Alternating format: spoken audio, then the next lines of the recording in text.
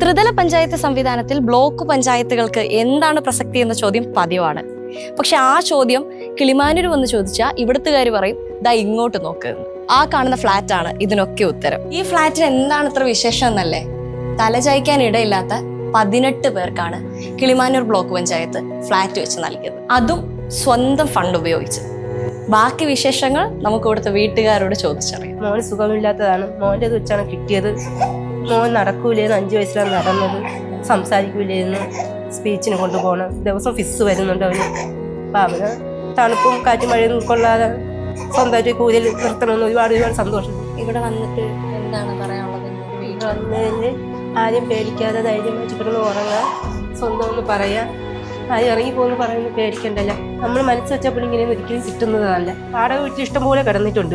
ഒരേ വാടക വീട്ടിൽ ചെല്ലുമ്പോൾ ഓരോരുത്തർ അനുഭവം നമുക്കറിയാലോ, ഓരോരുത്തരെ കുറ്റപ്പെടുത്തലും കളിയാക്കലും. അപ്പോഴാണ് പ്രതീക്ഷിക്കാതെ ഇത് കിട്ടിയത്. സർക്കാർ ഇങ്ങനെ വീട് വെച്ച് തരുന്ന എപ്പോഴെങ്കിലും ഒരു ഇല്ല, നേരം പോക്കിന് പറഞ്ഞെങ്കിലും മനസ്സിൽ കണ്ടെങ്കിലും ഇതേപോലെ വിചാരിച്ചില്ല പെട്ടെന്ന് കിട്ടുന്നു. ഒരു ലോട്ടറി ചെണക്കാണ് വീണത്. അങ്ങനെ പുതിയ വീട്ടിൽ താമസിച്ചിട്ട് എങ്ങനെയുണ്ട്? ഇഷ്ടായി. എത്ര മുറിയാണുള്ളത്? 2 മുറിയുണ്ട്. ഒരു അടുക്കളയുണ്ട്, ഒരു ഹാള്, ബാത്റൂം, എല്ലാം ഉണ്ട്. സന്തോഷത്തോട് താമസിക്കാം. ഈ മഴയൊന്നും നനയാതെ അല്ലേ? നല്ല സുഖമായിട്ട് ജീവിക്കും.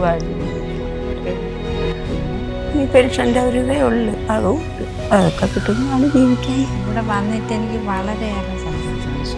എനിക്ക് ഇതേപോലെ ഒരു വീട് വെക്കാനും എന്നെ കൊണ്ടുപോകില്ല, ഒരു മണ്ണ് മേടിക്കാനും എന്നെ കൊണ്ടുപോകില്ല എന്ന് പറഞ്ഞു. കിടക്കാൻ പോലും ഇല്ലാത്തതിനെ കൊണ്ട് ബ്ലോക്കിൽ നിന്ന് നമുക്ക് കിട്ടിയ വലിയ പുണ്യമാണ്.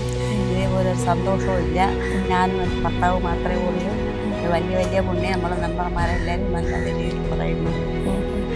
2019-20 ബ്ലോക്ക് പഞ്ചായത്തിൻ്റെ ഒരു പ്രോജക്റ്റാണ് പട്ടികജാതിക്കാർക്ക് വേണ്ടി ഭൂമിയില്ലാത്തവർക്കും വീടില്ലാത്തവർക്കും ഒരു ഭവന സമുച്ചയം നൽകുക എന്നുള്ളത്. അതനുസരിച്ച് 80 സെൻറ്റ് ഭൂമി ഞങ്ങൾ വിലയ്ക്ക് വാങ്ങുകയും ആ വിലയ്ക്ക് വാങ്ങിയ ഭൂമിയിൽ ഒരു ഫ്ലാറ്റ് സമുച്ചയം നിർമ്മിക്കുവാനും വേണ്ടി ബ്ലോക്ക് പഞ്ചായത്ത് കമ്മിറ്റി തീരുമാനിച്ചു. കഴിഞ്ഞ 2 വർഷം കൊണ്ടാണ് ദ്രുതഗതിയിൽ ഇതിൻ്റെ പണി ആരംഭിക്കുകയും കോസ്ബോർഡ് കുറച്ചേറെ നഷ്ടം സഹിച്ചുകൊണ്ട് തന്നെ ഒരു ഫ്ലാറ്റിൻ്റെ പണി പൂർത്തീകരിക്കപ്പെടുകയും ചെയ്തു.